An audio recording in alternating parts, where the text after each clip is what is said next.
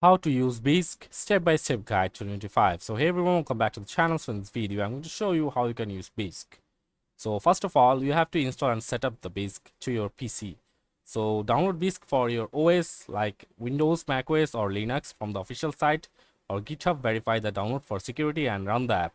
It connects via Tor. Immediately back up your wallet seed phrase and data directory to avoid losing access.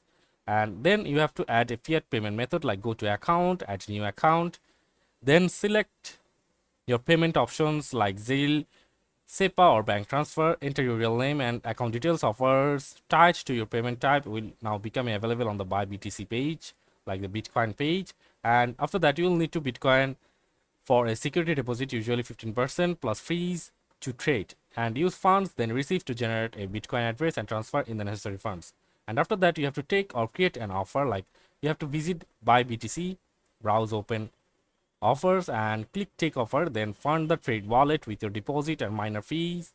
Like Bisq will prompt review and confirm your trade. Alternatively, create your own offer if none match your criteria, and then you have to complete the trade.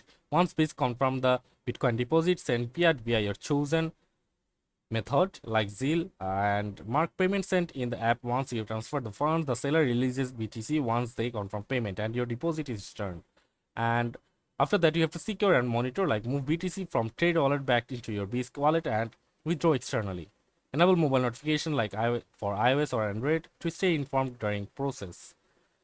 And activate and use Bisq token payments to reduce trading fees up to 50%. And let me tell you something, you can take it as tips or considerations, like account signing increases limits and trustworthiness for new payment methods, higher fees but greater privacy and community supports. Join the Bisq forum, matrix and subreddit for real-time help. And Bisq is ideal for privacy conscious user really peer-to-peer Bitcoin trading without KYC. It's robust and secure through slower and more manual than centralized platforms.